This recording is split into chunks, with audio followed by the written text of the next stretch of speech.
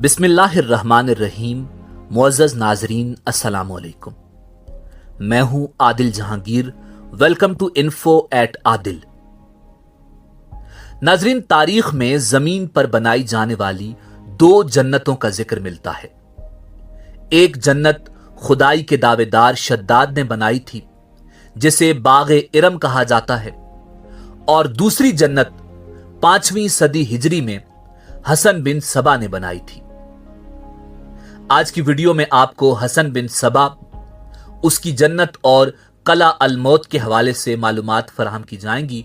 Video में आगे बढ़ने से पहले अगर आप हमारे चैनल पर नए हैं तो बराए मेहरबानी हमारे चैनल इन्फो एट आदिल को सब्सक्राइब कीजिए, जहां आपको बिलखुसूस इस्लामिक हिस्ट्री और बिलउमूम दुनिया भर की मुनफरिद मालूमात फराहम की जाती है। आज की वीडियो और चैनल इन्फो एट आदिल के मुतालिक अपनी राय का इजहार जरूर कीजिए। नाजरीन, हसन बिन सबा 5वीं सदी हिजरी का पुरस्रार व पुरफरेब और मुनाफिक तरीन किरदार गुजरा है। हसन बिन सबा नामी ये शख्स निजामुल मुल्क ख्वाजा हसन तूसी, जदीद इल्म कलाम का बानी इब्न रुश्द और मशहूर शायर व मुफक्किर बेमिसाल साइंसदान उमर खयाम का हमअसर और हमदरस था। उसने अपने लिए शेखुल जिबाल या शेखुल जबल का लक़ब इस्तेमाल किया। नाजरीन, सल्जोकियों का दौरे हुकूमत था। तुर्क जंगजू एक तरफ मगरिब में सलीबियों से नबर्द आजमा थे और दूसरी तरफ मंगोल यलगार को रोक रहे थे। उसी दौर में फिरका बातनिया ने सर उठाया, जिन्हें तारीख में फातमी भी कहा जाता है। हसन बिन सबा, जिसने मुनाफिकाना पॉलिसियों के जरिए इस्लाम की बुनियादें खोखली करके रख दी, हसन बिन सबा उसी बातनी फिरके का मुअज्जद था, जिस पर हाथ डालते बड़े बड़े मुस्लिम हुक्मरान डरते थे। नाज़रीन, हसन बिन सबा को इंसानी नफ्सियात, इल्म नजूम और इल्म सहर पर उबूर हासिल था। नाज़रीन, हसन बिन सबा सन 1050 ईस्वी में ईरान के शहर तूस मशहद में पैदा हुआ। सन 1071 में मिस्र गया और वहां फातमी खलीफा अल मुस्तनसिर ने उसकी काबिलियत से मुतासिर होकर उसे अपने खास दाई की हैसियत से ईरान में इस्माइली दावत फैलाने के लिए भेजा। सन 1090 में हसन बिन सबा ने अल मौत नामी कले पर कब्जा कर लिया। बाद में कई दूसरे कले भी उसके कब्जे में आ गए। हसन बिन सबा ने सन 1094 में मिस्र के इस्माइलियों से कतई ताल्लुक करने के बाद अपने आप को शेखुल जिबाल नामजद किया और कला अल मौत के पास एक छोटी सी रियासत कायम कर ली।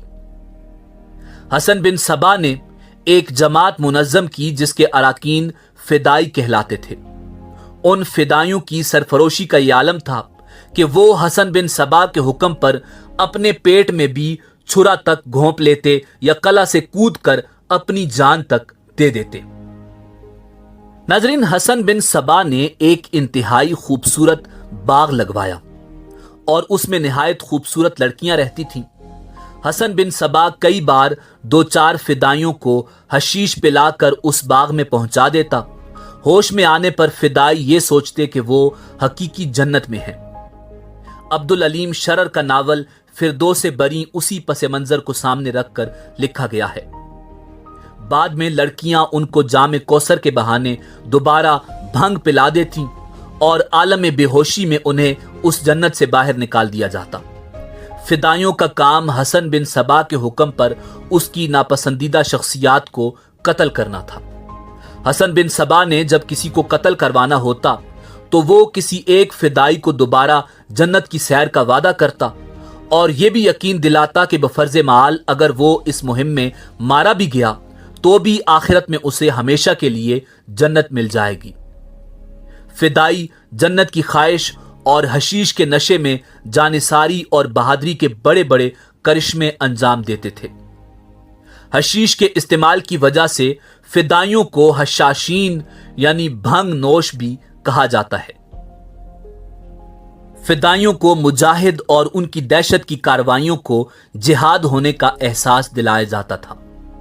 हशाशीन का पहला शिकार सल्जोकी सुल्तान मलिक शाह था, जिसे जहर देकर हलाक किया गया। उसके बाद सल्जोकी सुल्तान अल्ब अरसलान का वजीर निजामुल मुल्क तूसी फिदाइयों के खंजर का शिकार बना।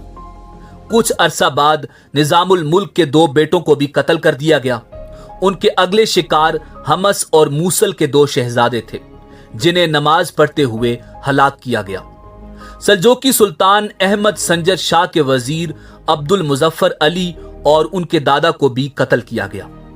उसके बाद यके बाद दीगरे बहुत से मुक्तदिर लोग पुरअसरार तरीके से हलाक होते रहे। उनमें खुलफा, सलातीन, उमरा और उलमा सभी लोग शामिल थे। मुसलमान तो एक तरफ, बहुत से ईसाई भी फिदाइयों के हाथों कत्ल हुए।